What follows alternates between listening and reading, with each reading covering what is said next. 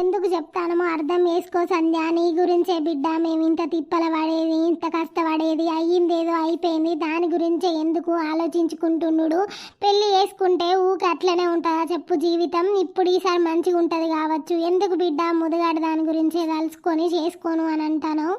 అమ్మ ముదుగాలు నేను ఎంత టార్చర్ అనుభవించిర్రో మీరు చూసిర్రు కదనే అమ్మ. తాగుతోతో నేను అర్వకట్టం వెళ్ళవో చిన్నే రోజు తాగచ్చి పొట్టు పొట్టు కొట్టుడు, ఇటు అత్త టార్చరు, మామ టార్చరు.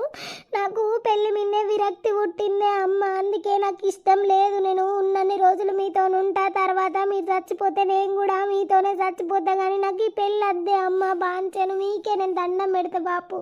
నాకు పెళ్లి మీద ఇంట్రెస్ట్ పోయింది. నాకు ఏ పెళ్ళి వద్దు. నేను ఎవరితోనుండా మీతోనే ఉంటా.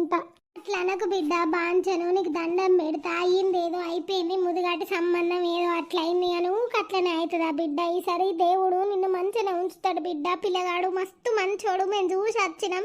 నువ్వు ఒకసారి చూడు, నీకు నచ్చితేనే వేసుకునే బిడ్డ. బాంచను దండం పెడతా, కాలు మొక్కుతా బిడ్డ. అర్థం వేసుకో, మేము నీ గురించే ఇంత తిప్పల పడతానం బిడ్డ. చెప్తే నువ్వు అద్దు లొల్లి పెడతావని చెప్పకుండా పోయినాం బిడ్డ. పిల్లగాడు మస్తు మంచోడు, మేము చూసి వచ్చినాం. ముదుగాటి సంబంధం ఏదో అయిపోయింది. ఇక దాని గురించి తలుసుకుంటే ఇట్లనే జీవితాంతం ఒంటరిగా బతుకుతావా బిడ్డ. నీకంటూ తోడుండాలి. ఇవ్వాలన్నొక్కరు మేము ఎల్లకాలం ఉండము.